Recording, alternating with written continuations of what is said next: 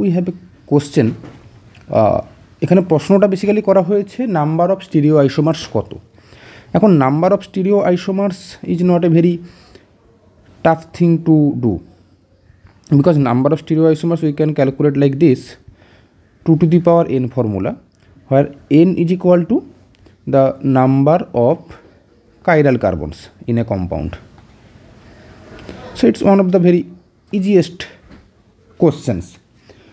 কিন্তু এই পার্টিকুলার কোশ্চেনটা I don't think so, because এখানে একটা সিস্টেম দেওয়া আছে প্রত্যেকটা সিস্টেমেই, মানে প্রত্যেকটাতেই, সেটা হচ্ছে কি এই সিস্টেমটা, and this system is known as Alene system.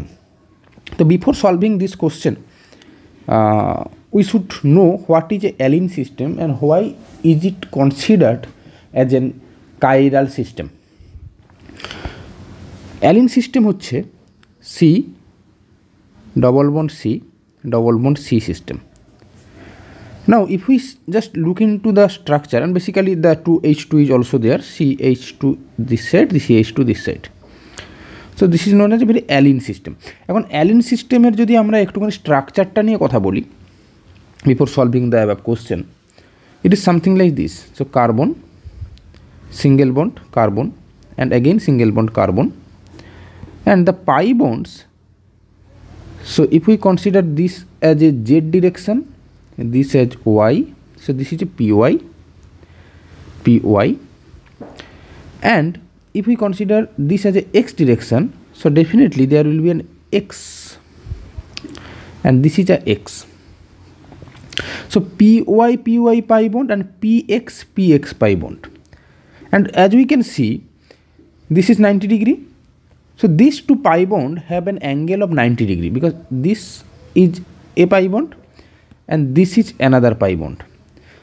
So একটা পাই বন্ড আছে actually x axis wise, second pi bond আছে কিন্তু y axis wise. So definitely তাদের মধ্যে অ্যাঙ্গেলটা যদি আমাকে একটু ভেবে নিতে হয়, তো this is 90 degree angle. Now X অ্যাক্সিসে, মানে এই কার্বনটা, যেই কার্বনটাকে নিয়ে এখন আমি কথা বলতে চাইছি সেটা হচ্ছে দিস কার্বন. এখন এই কার্বনটা যেহেতু এক্স অ্যাক্সিসের সঙ্গে পাই বন্ড করে আছে, ডেফিনেটলি এখানে যে দুটো হাইড্রোজেন আছে তারা এক্স অ্যাক্সিসে থাকবে না. মানে আমার পয়েন্টটা হচ্ছে গিয়ে the two hydrogen will not be like this. Why?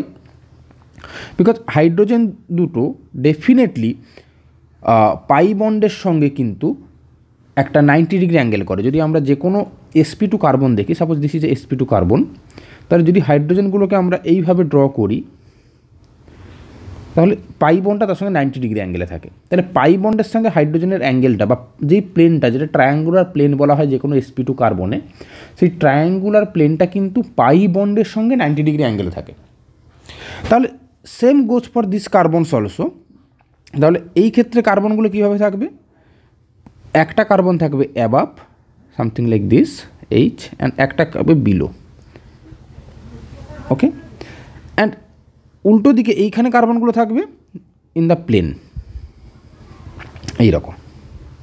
তার মানে বেসিক্যালি এই সিস্টেমটাকে যদি আমি আরেকটু ইজিলি ড্র করি তাহলে হবে এই রকম, যে সি ডবল বন্ড সি, একদিকে হাইড্রোজেনগুলো আপ দ্য সিস্টেম, এই hydrogen, and this is their second hydrogen, and in the another side the groups will be something like this, H and H. So if we just consider these carbons as one carbon, if we consider it, so how will it look like? One carbon and up, down, and this is like this. Got it? Now যে কোনো allele সিস্টেমের তাহলে পয়েন্টটা কী হচ্ছে, যে এখন হাইড্রোজেনগুলোকে যদি আমরা ভুলে যাই তাহলে যে কোনো অ্যালিল সিস্টেমকে, এটা একটা টেট্রাহেড্রাল হয়ে গেল না, যে দুটো গ্রুপ একটা প্লেনে আছে আর একটা গ্রুপ আপে আছে, একটা গ্রুপ ডাউনে আছে. তাহলে এইটাকে যে কোনো অ্যালিল সিস্টেমকে এটাকে নাম দেওয়া হয় এলংগেটেড অক্টাহেড্রাল,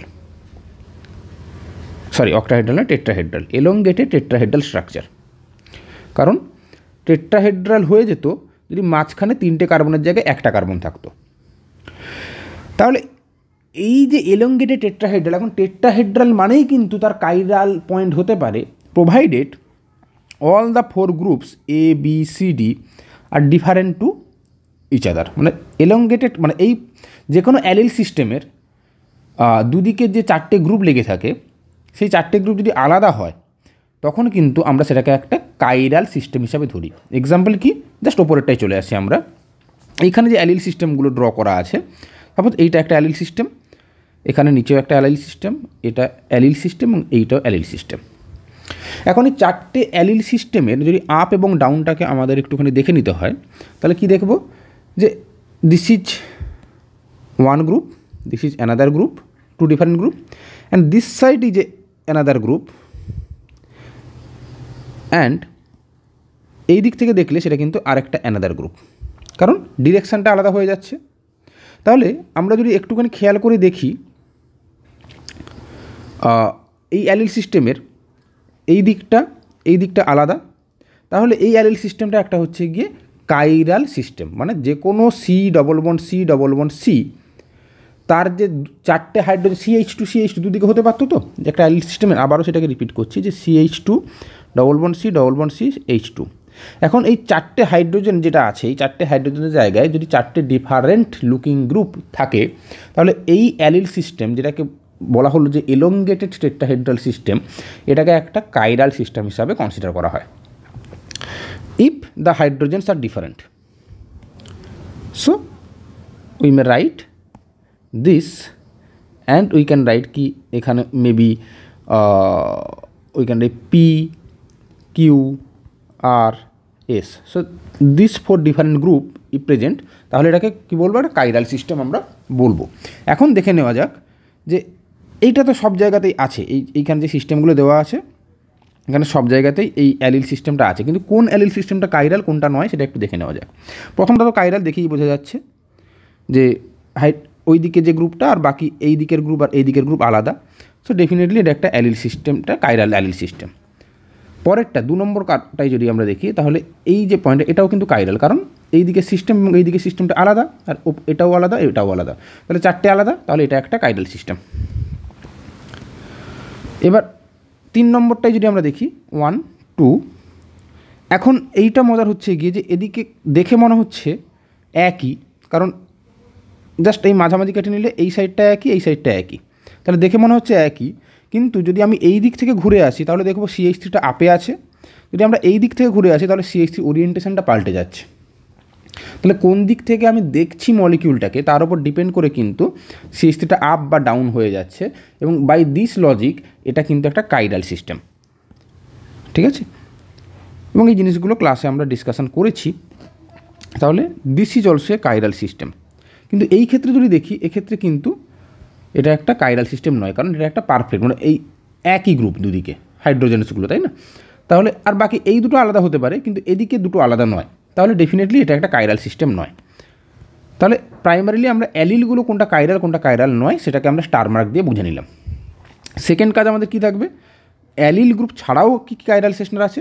যদি 1-এর ক্ষেত্রে দেখি তাহলে এইটা একটা কাইরাল সিস্টেম, এইটা আরেকটা কাইরাল সিস্টেম। তাহলে এর ক্ষেত্রে এন মানে কি, ওই নাম্বার অফ কাইরাল কার্বন, এটা হচ্ছে 3। এর ক্ষেত্রে হচ্ছে কি এইটা একটা কাইরাল সিস্টেম, তাহলে n = 2 for the number 3 1 chiral system, so n = 1, and for the number 4 there is no chiral system, the allele system is also not chiral, so n = 0. So accordingly আমরা তাহলে নাম্বার অফ স্টিরিওআইসোমার কী করে বের করতে পারি, যে number of স্টিরিওআইসোমার এখানে হবে 2^3 = 8, এই ক্ষেত্রে হবে 2^1 = 2, এক্ষেত্রে হবে নাম্বার অফ স্টিরিওআইসোমার = 2^2 = 4, আর এখানে নাম্বার অফ স্টিরিওআইসোমার = 2^0 = 1 ইউমেসে। আর এক্ষেত্রে আমরা ধরেই নিই যে বেসিক্যালি এটা 0, কারণ একটা স্টিরিওআইসোমার থাকা যা না থাকা তা। So this is how we can draw it, so this is 0. Okay, so this is how we can solve this question. So thank you, all the best.